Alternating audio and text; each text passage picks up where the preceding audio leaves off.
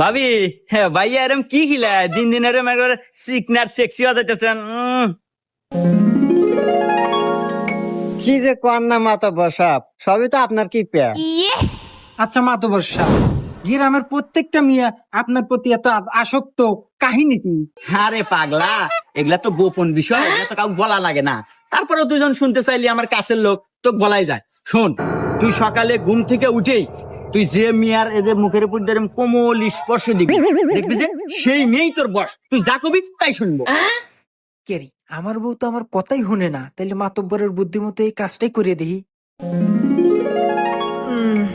হ্যাঁ, কে রে, সকাল হয়ে গেছে, আমার তো মনেই নাই। যাই, মাতব্বরের বুদ্ধিমতো কাজটা করি। লে লে লে লে লে। মাদবর সাহেব, আজকে এত সকালে আইছেন?